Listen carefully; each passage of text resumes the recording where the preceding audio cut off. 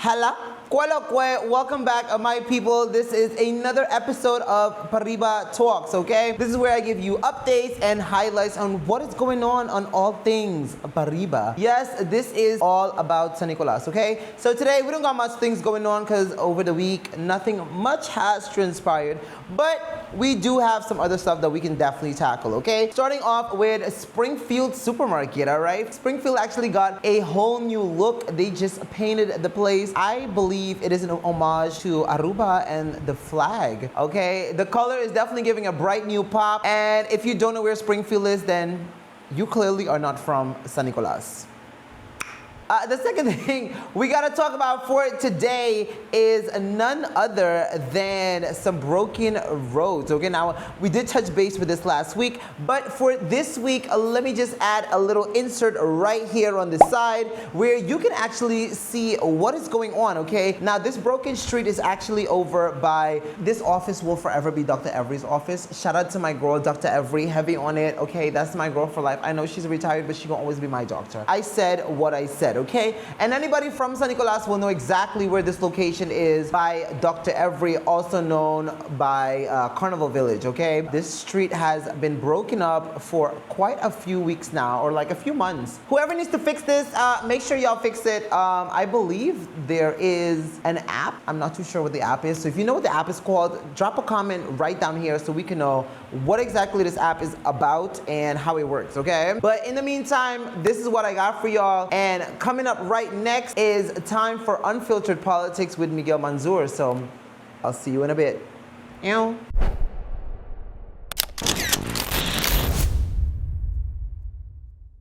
Hola, ¿cómo estás, babies? We are here with yet another episode. It's another week of Unfiltered Politics.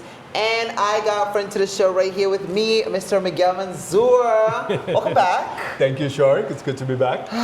We need some updates. Okay. Since we started, so last week we definitely talked about like some Mike de Meza stuff and all this good stuff. So please, what do you got for us this week? So I kind of came up with the idea to give this segment a little bit more structure. Let's go. So what I've done is in the past week, I've kind of like scanned news articles and also the social media posts of the major politicians. And then, hopefully we'll dig into that. So we spoke a little bit about it last week. On the Monday, there was the first block of the bus station here in San Nicolas. Yes. So apparently Dowers did come. So it was Geoffrey and Dowers that came up for that. We heard from a member of parliament, Otmar Odibert, the real story behind it. And apparently that was organized. And then all the members of parliament were invited.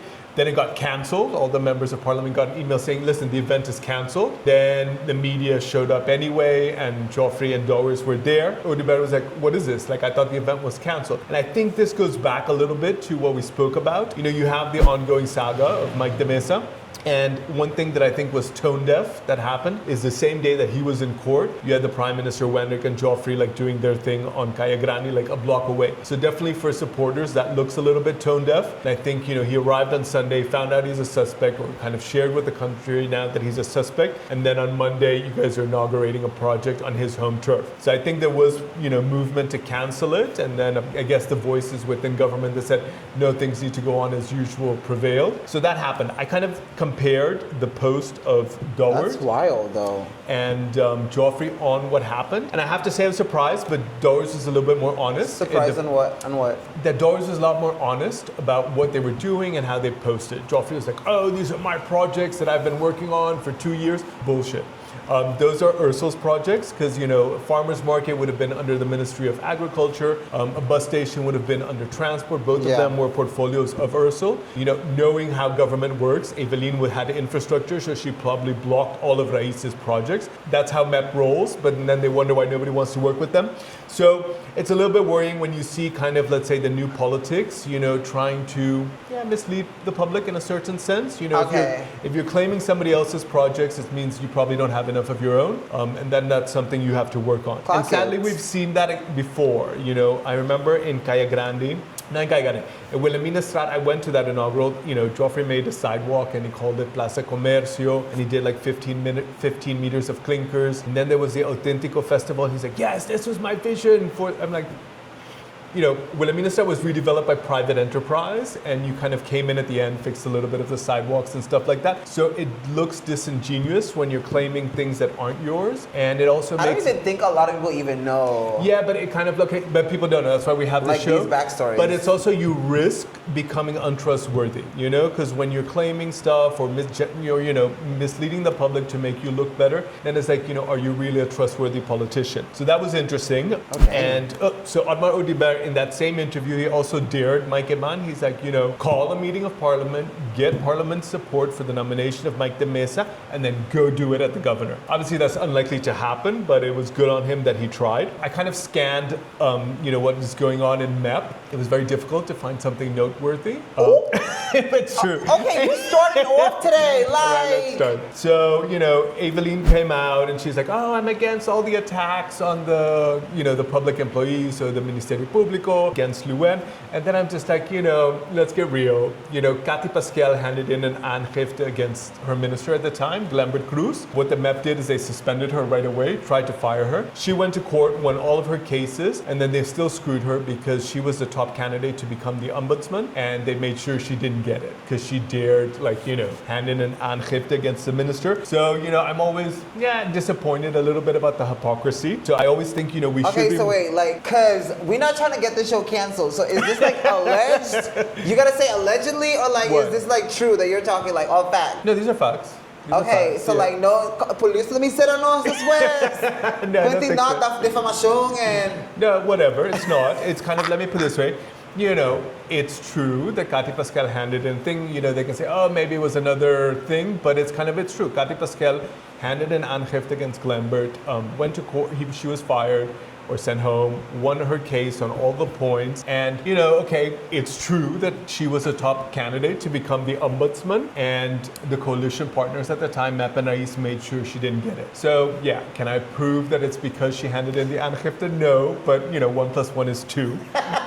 Don't be dense. So, and then the other thing I saw from the MEP Fraxi is that they handed in a law to introduce preventive care. I want to go on the record, I'm all for preventive care. That's something we've been asking for since 2021. Please break this down so my preventive care is, so as it is right now, you can only have curative care. So that's only authorized. So you have to get sick and then they can help you. But anything that's preventive to stop you being sick isn't really supposed to be covered by the law, or the law doesn't allow for that type of care. We have very few preventive programs. One of the good ones is that any woman who's pregnant has, a sit down or a meeting or an appointment with a psychologist or a psychiatrist, and that is just to make sure that the bond between the mother and the expecting child or the growing baby is healthy. So it's basically a preventive thing to see if there are any issues, prepartum depression, or if there's, just to kind of ensure that mom and child are good. So that's one example of one. So that's one that they do, and that, according to the law of Azadve right now, it's not allowed. But, they look the other way, and I think there are cost savings. You invest a little bit more in the beginning when you introduce preventive care, but there are cost savings in the long run because you stop people from developing chronic issues, and there's a whole lot of examples. So what's ironic is that they were in government for 7.5 years, had a majority in parliament, had had all the power to do that whilst they're in government, but didn't. But now that they're in opposition, they've come with the law to introduce preventive care. Again, that's ironic. I think the chances of that law passing is probably 0. 2 problems with it. One is when you create a law, Raad van Advies always wants the financial consequences of the law. It's very difficult to quantify the financial consequences of introducing preventive care. And, we still have a stemple parliament. Coalition's not going to give them a win, just like they never gave opposition a win when they were in coalition. So those are kind of the 2 things. Play fair, y'all. Play fair. Yeah, those are 2 of the things that I saw from MEP that maybe we could worth mentioning. I also saw that the Minister of Finance and Economy had a meeting with the St. Nicholas Business Association. Mr. 96 Permits was there, right by his side. Oh, you so messy. But anyway, the St. Nicholas Business Association, they're very nice people. I've met with them a couple of times. And during the last 7.5 years, they were kind of in the pocket of government. So the president was in Bestuurskantoor every day. I don't think he has anything to show for that cozying up to the government. Clearly not. And they need to hang it up flat screen. It's over and done with. No tea, no shade. Yes, but not only that, it's kind of like when I speak to people from Pariba, they're like, SNBA, what are you guys really doing, or what have you really accomplished and done? So I always encourage young people, get involved, come up with a restructuring, clear out the old, make it more dynamic. That doesn't seem to happen. Maybe we would. Maybe we will. Yeah. I think we will. I think you guys should. Honestly. No, we will. We'll start our own. So start your own or take that one over. No, because they're not gonna let it go. Clearly. Okay. Fine. They're like stuck in their ways. Keep your shit. It's okay.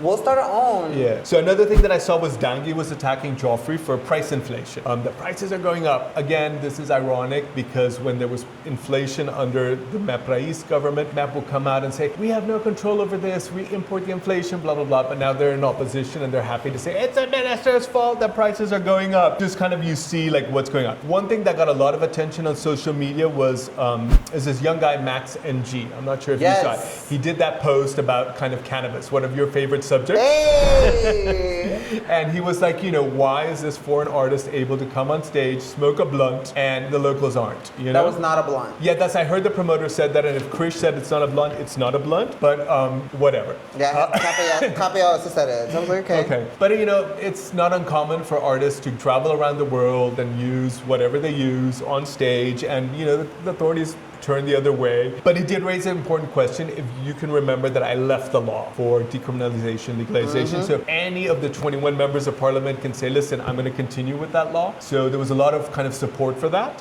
So I hope one of the members do it. He's also been pushing about, remember that young man that was shot? Correct. Aiden Lanoy. There were 20 shots fired. I think both of the officers involved in that case are suspects, but neither of them have been detained a single day. And again, remember we talked about it last time. What we want to see from our public institutions is that they treat everybody the same. Correct. And it's hard to say anybody else accused of a homicide would have been detained. Long time ago. Yeah.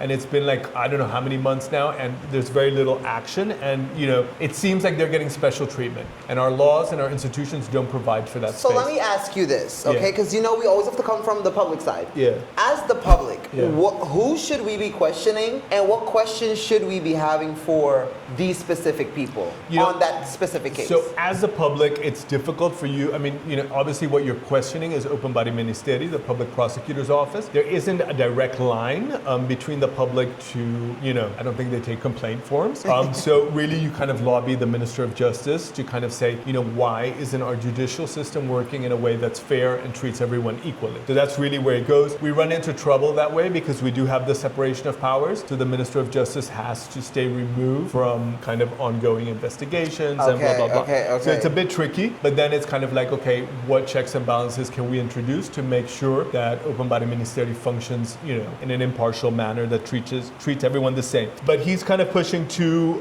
interesting subjects, kind of justice for Aiden, which I think is a really noble cause. And also, he stirred the pot a little bit about legalization of cannabis. Which we need to hurry up and legalize. Like at this point. And I think, and there are different ways to do it. You can start by legalizing medicinal, you can do it for recreational, it depends how far you want to go. But I think, some progress would be welcome. I'm not very hopeful in this government. Same here. But anyway, the law is there if anybody wants to pick it up. There's a court case. Mike de Meza is going to court again, and this is against Open Body Ministeri. I feel so bad for Mikey. And let me put this way, honestly. so do I, because now he's been made a suspect, and human rights, kind of, it's a fundamental right. If you're being accused of something, or if you're made a suspect, you have a right to know what you're being accused of. And so far, the OM has not wanted to share that information with him. So he's going back to court. He'll definitely win that, and then he'll know for certain what he's being accused of, what they're investigating. Those are things that they're obliged to do, share the dossier with him and his legal staff. I'm a little bit shocked that they're unwilling to do that. Obviously, if you just kind of, start an investigation quickly to, make him a suspect so he can't be nominated as minister, then you kind of find yourself in the situation that you have to show him, but maybe you have nothing to show him. I don't know. So this is yes. No Tino shade. But I do feel like, I know she would never admit to it, but I feel like Herling is just sitting back like, take that. Yeah. And Mike Ayman, no, this is just throwing it out there. I don't feel like he has the balls to confront it like that hard. Damn! He's gonna let this thing linger as much as possible so he doesn't have to make a hard decision. Yeah, and that's a risk, because right now it's kind of like, it's a little bit like a spark in dry leaves. You kind of want it to stay controlled, but it's something that can quickly ignite and then, and topple government. So it's a very delicate balancing act. The AVP Fraksi did come out with a statement in which they kind of wholeheartedly backed their candidate, Mike de Meza. They stand with him, and they kind of made an appeal on the Openbare Ministeri to, do your job, do it fairly, and do it honestly. Evelyn came out and said, no, oh my God, they're threatening and pressuring the Openbare Ministeri. And I'm like, please. Sis, sit down because you do too much right about now. Let me put it this way. Sit down. That's my girl, but sit down. And not only that, you just lost the election. Right? Do you want to keep losing? I mean, let me put it this way. If I were MEP, you just lost an election, it's time to regroup, re-strategize, refresh the list. Keep doing what you were doing. Heavy on refresh the list, please. And that's where they're going to struggle because in MEP, nobody moves. They have their seat. It goes very kind of according to votes, and nobody's going to move for a new candidate to come in. So they're kind of stuck in a cycle right now that, the next election, you're going to have the same top 10. And who's going to get excited about that? And what we've seen since the last election is the same politics that people voted you out on. So it's time to regroup, refresh. Because otherwise, their realistic chance of getting back into government isn't until 2032. So that's like a long time to be waiting. So it's time for kind of action. So the way that you see things going right now, do you see a re-election happening if this Mike de Meza case does not go accordingly? So it's all in Mike de Meza's hand. Now, he has a shot to fire, but he can only fire it once. So, he's going to be very careful if he uses that and when he uses it. So let me put it this way. If I was Evelyn, the person I'd be calling every day to wish him a good morning is Mike de Meza. That would be a political play. Because if Mike de Meza is, upset with AVP and you can somehow bring him over to MEP, if that's possible, then, you're going to election. Like MEP is, they don't have a strong St. Nicholas candidate. You plot Mike de Meza on third, he would be the St. Nicholas candidate. The whole district would be like, oh, AVP screwed you. We're going to show you. That will be a political play. I don't see that happening. I know that PPA has kind of made overtures to de Meza. That seems like a more natural fit because that's where he came from. But he also said that this was his last round, so he's like. It is, but there's between his now and the last round, there's another 3.5, 4 years. Okay. And I think once you've been scorned and treated unfairly, sometimes the resentment carries you on further. And that's what I'm saying. This could be that resentment scorn. From Helene, because she's watching it yo, this is your karma because y'all fucked me over. Fair. No, this is no Tino shit again. This is just me just being the petty person in my mind. I can see everybody just sitting back hypothesizing, yes. Speaking of Helene, she's my friend, but nobody's going to be spared on the show. Nobody. So she did this post, which let's categorize it as silly. She kind of made a post and it was nada, y nunca lo molostiami, obstrurbami di traha pa mi isla stima. Mas ang purba, mas lo nos logra. And I saw that and it got massive likes and shares and whatever. And I'm like, girl, that's your job. That's what the people are actually paying you to do. And kind of I think Futuro voters left their critical thinking caps at home that day. Because it's your minister's saying that she's going to do her job irrespective. Should not create a euphoria on social media or the thing. It's that's your job. That's what I expect from you. That's what we're paying you to do. So you shouldn't have to reassure us that, oh, I'm actually going to do my job even when they attack me. It's girl, grow up. We expect that from you. Yeah, so, Tell us what you already did. Yeah, not only that, it's kind of No, it's that. This way. Politicians, when you want to stay ahead of the Facebook algorithm, you have to post 3 times. So that's how sometimes you see sunset pics or this and that. It's you need 3 legitimate posts and, it's a whole balancing act. So, we get posts like this and somehow the public eat it up and I'm just where did everybody's thinking because the public is slow. We have to understand that. We have to remember that. But what I would say is, and this is not just for Helene, in general, for all politicians, where we stand right now is we don't care what the past looks like. Get it? We understand. Y'all been there, done that. Great. We are where we are right now. You told us elections, what you're going to do once you get in office. That took forever, but now you're finally here. I don't care about hearing, hey, I'm going to do my job right. Great! I love that for you. So. I love that for you. But what did you already do since you've been in place? And where are we going? What's next? What other projects do you have coming up? That to me is valid information that you should be feeding your public. Yeah, fair. And kind of, let's say, moving on, another one who had kind of like a post similar in the same lines is Wendrik. He was at the International Labour Organization, which is like an international organization. He went to the conference in Geneva, and he, put a picture of him sat there and said, "Fight the good fight of faith." And I was just like, oh, cool that you're a man of faith, but you're actually at the International Labour Organization, so what are you going to do for Aruban workers? Like, he signed an agreement with the Dutch Minister of Labour. Cool. About what? Are you going to introduce an arbeidswet, which is a health and safety law, which we've been lacking? It just kind of ensures safety of the worker in the workplace. It's expensive to introduce, but it's in phases.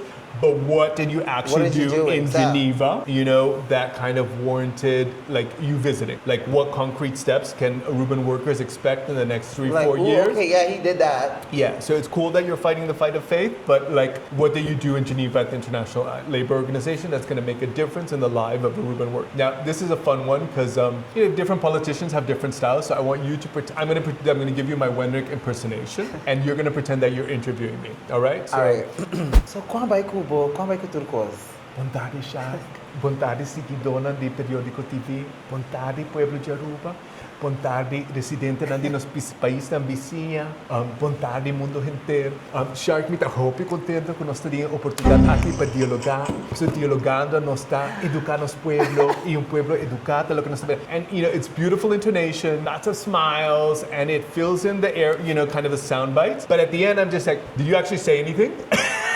Did you actually say anything? So let's get a little bit more content from Minister Cecilia. I think that would be good. That would be amazing. Honestly, yes. I agree with you heavy on that. Yeah. Is he says a lot, but he says a lot of nothing. Exactly. And, get to the point. Some people fall for it. Oh, he's nice, whatever. But no, people, we want we want deliverables. Substance. Want what deliverables. Are you saying? Yeah. Okay, so let me just add something real quick. Another one here. Yeah. While we're on it, Wendrik, I love you to death. Wencito, ay que te amo. Pero listen, baby boy, contact Aleida Hector, okay? Just by Ali. She will get you hooked up because, baby boy, them pants is not giving, okay? I understand everybody has a style, but them button shirts for certain occasions, like open button, I understand it's hot, but that's not what you're representing right now. So you have a position to uplift and uphold. So I'm gonna need you to get it correct, okay? You are representing Aruba out there, in here, it doesn't matter. It needs to come better, okay? Them little Halvestenga pants and them,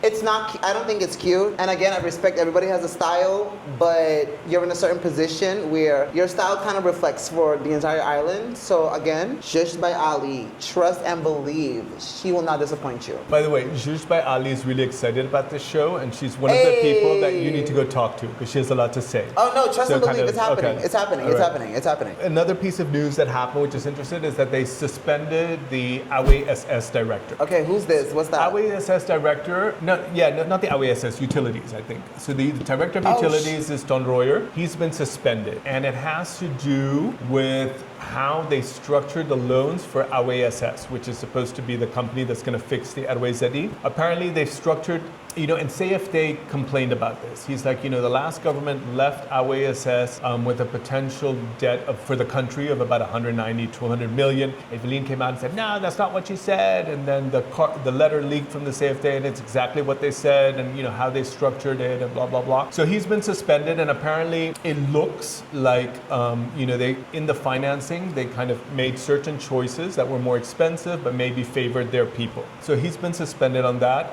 like a high-end drama island that we are. So he was suspended, and then, which is very serious. I hope it's not true. But then kind of, let's say, one of the new board members, young women have come out and accused him of sexually molesting them when they were young. And that's very concerning. And I don't know why, at least alleged accused sexual molesters end up very close to government or in government on our island. So, obviously, it's a lot. It's a lot. I hope, I have no reason to doubt anybody's claims, but these are not the people that we should be lifting up. These are the people we should be incarcerating and putting in jail. Just like any other person that would be suspected of this law. So I don't, sometimes there are smear campaigns and character assassinations, because this didn't really come, obviously the opposition parties kind of made a deal with it. They're guilty of sin on this issue, but it's kind of like we need to move past this. Whether it was, I think people who have committed sexual offenses have no business in any type of public service. So we have to be strong on that and set an example. You don't want a victim to be re-victimized by seeing, their perpetrator elevated to living positions. Their best life. Yeah, like that's bullshit. Like that has to go. So kind of that's in a nutshell, kind of like what's been going on. I did look for dirt on the Prime Minister because I'm like, okay, it seems like I'm giving. No, not dirt like that. But like I had things on most people, and you're like, why don't you have anything on the Premier? So I went into social media, and whoever does it, kudos to them. They're doing a really good job. The Premier, he fed the poor, he visited the elderly, he cleaned up social housing, he brought life to Kaya Grande. So there was nothing I could say, okay, boom, except for maybe not taking as forceful a position on the Mike de Meza issue. We haven't found something that we can come and press shade on yet. But I'm looking, and yeah, so that's kind of it. Oh, and the projects that they did announce for St. Nicholas is in that thing when Dowers and thing were here. It yes, was like, okay, yeah. So what are the projects? Renovación de Camin da Kainang Espacio Común. So, maintenance and renovation of kind of roads and public spaces. Cute, but not enough. Promoting local economic development. Cute, but we want specifics, like not promote. What? Like on what? Promoting tourism and commerce. Pariba. Cute. How? When's it going to happen?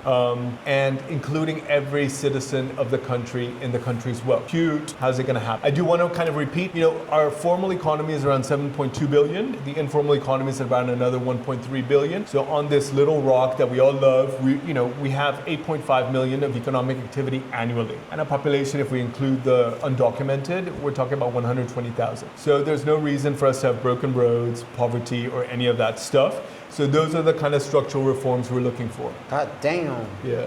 Okay, so guys, drop a comment. Let us know what you agree with, what you disagree with. That's also Who do you fair. want us to go after? Or who do you want us to have up in here with us so we Yes. could question them and Yes. ask them a few questions? Perfect. Yes. Okay, but Miguel, thank you so much for your time. My pleasure. And we'll probably see you next week. All right. All right. Ow. Purr.